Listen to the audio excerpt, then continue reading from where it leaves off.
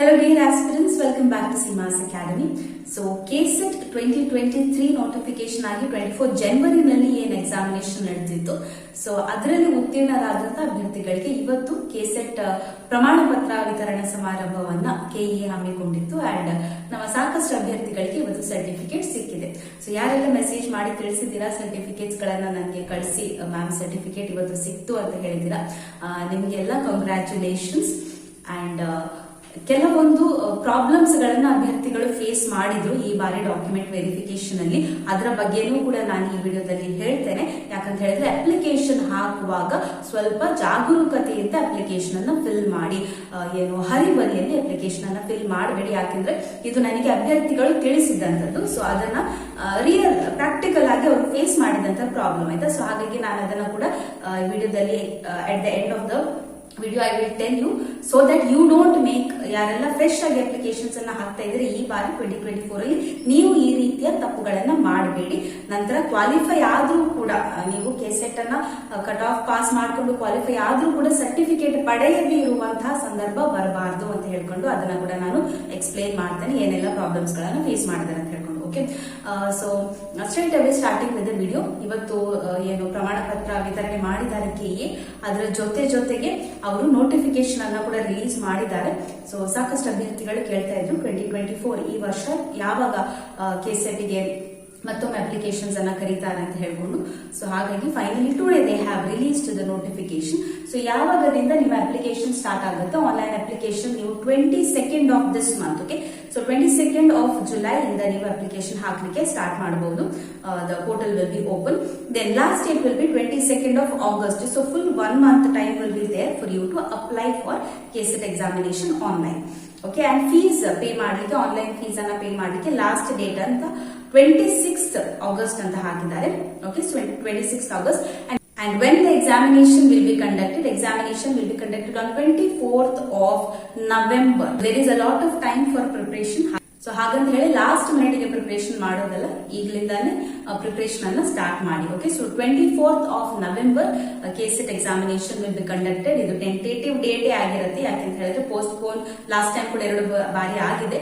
So post phone ಆದ್ರೆ ಇದು ಮುಂದೆ ಹೋಗಬಹುದು. ಬಟ್ ಸದ್ಯಕ್ಕೆ 24th ಆಫ್ ನವೆಂಬರ್ ಅಂತ ಹಾಕಿದ್ದಾರೆ. Okay, so post graduation students, first year students ಗಳು ಅಪ್ಲೈ ಮಾಡಬಹುದಾ ಅಂತ ಸಾಕಷ್ಟು ಸ್ಟೂಡೆಂಟ್ಸ್ ಕೇಳ್ತಾ ಇದ್ರಿ.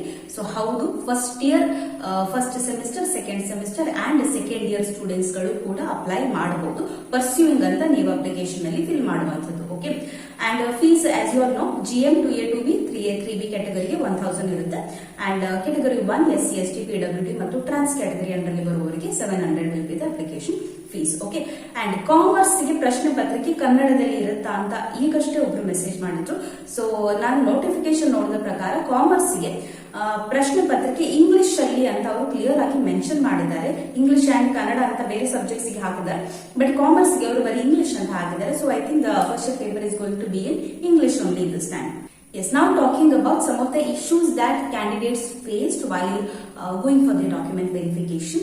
So especially with regard to married women. So married women, ನೀವು ನಿಮ್ಮ ಕಾಸ್ಟ್ ಸರ್ಟಿಫಿಕೇಟ್ ಅನ್ನ ತೆಗೆಸುವಾಗ ಆ ಕಾಸ್ಟ್ ಸರ್ಟಿಫಿಕೇಟ್ ಅಲ್ಲಿ ಡಾಟರ್ ಆಫ್ ಅಂತ ಹಾಕೋದ್ರ ಬದಲು ವೈಫ್ ಆಫ್ ಅಂತಾನೆ ಹಾಕಬೇಕು. ಸೊ ಕಾಸ್ಟ್ ಸರ್ಟಿಫಿಕೇಟ್ ಯಾರ ಹೆಸರಿನಲ್ಲಿ ಇರಬೇಕು, ಪತಿಯ ಹೆಸರಿನಲ್ಲಿ ಇರಬೇಕು ಅಂತ ಮೆನ್ಷನ್ ಮಾಡಿದ್ದಾರೆ. ಡಾಕ್ಯುಮೆಂಟ್ ವೆರಿಫಿಕೇಶನ್ ನ ನೋಟಿಫಿಕೇಶನ್ ಏನ್ ಬಿಟ್ಟಿದ್ರು ಅದರಲ್ಲಿ ಮೆನ್ಷನ್ ಮಾಡಿದ್ದಾರೆ. ಸೊ ಹಾಗಾಗಿ ಇದೊಂದು ಕನ್ಸಿಡರ್ ಮಾಡ್ಕೊಳ್ಳಿ.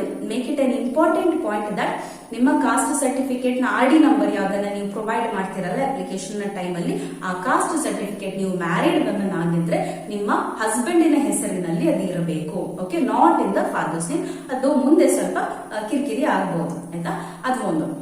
ಇನ್ನೊಂದು, ಕಾಸ್ಟ್ ಸರ್ಟಿಫಿಕೇಟ್ RD ನಂಬರ್ ಅನ್ನ ಅಪ್ಲಿಕೇಶನ್ ಫಾರ್ಮ್ ನಲ್ಲಿ ನೀವು ಫಿಲ್ ಮಾಡುವಾಗ ನಿಮ್ಮದೇ RD ನಂಬರ್ ಅನ್ನ, ನಿಮ್ಮದೇ ಕಾಸ್ಟ್ ಸರ್ಟಿಫಿಕೇಟ್ ನ RD ನಂಬರ್ ಅನ್ನ ಫಿಲ್ ಮಾಡಿ.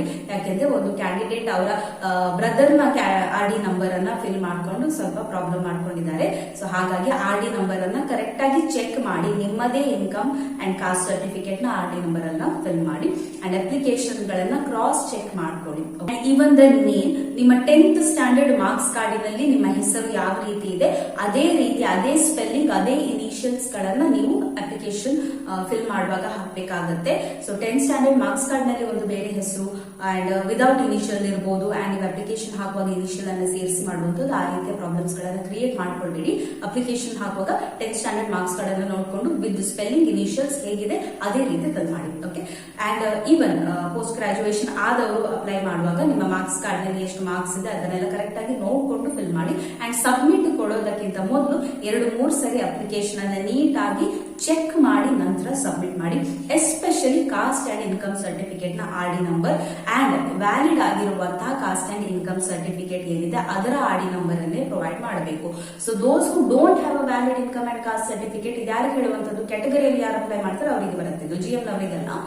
ಓಕೆ, ಸೊ ಯಾರಿಗೆಲ್ಲ ಕಾಸ್ಟ್ ಅಂಡ್ ಇನ್ಕಮ್ ಸರ್ಟಿಫಿಕೇಟ್ ಇಲ್ಲ ಅಥವಾ ವ್ಯಾಲಿಡಿಟಿ ಮುಗ್ದು ಹೋಗಿದೆ ಅಂತವರು ಹೊಸ ಇನ್ಕಮ್ ಸರ್ಟಿಫಿಕೇಟ್ ಗೆ ಅಪ್ಲೈ ಮಾಡಿ ಅದು ಬಂದ ನಂತರ ಹೇಗಿದ್ರು 1 ಮಂತ್ ಟೈಮ್ ಇದೆಯಲ್ಲ, 22nd August is the last date for filling the online application.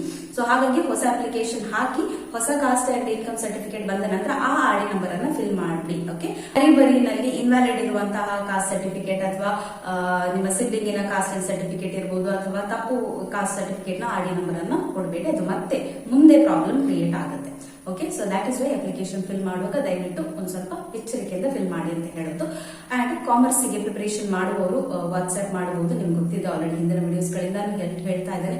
KCET net ಗೆ ಯೂಸ್ಫುಲ್ ಆಗುವಂತಹ ಎಲ್ಲ ವಿಡಿಯೋ ಲೆಕ್ಚರ್ಸ್ ಗಳು, ಮಾಕ್ ಟೆಸ್ಟ್ ಗಳು, ಸ್ಟಡಿ ಮಟೀರಿಯಲ್ಸ್ ಗಳು, even my hand written KCET net notes ಏನಿದೆ ಅದನ್ನ ನಾನು ಟೆಲಿಗ್ರಾಮ್ ನಲ್ಲಿ ಪ್ರೊವೈಡ್ ಮಾಡಿದ್ದೇನೆ. So you have a full preparation for commerce in our Telegram channel. You can join at a subscription of $399 which will be a lifetime subscription. Okay, interested candidates can WhatsApp me at this number.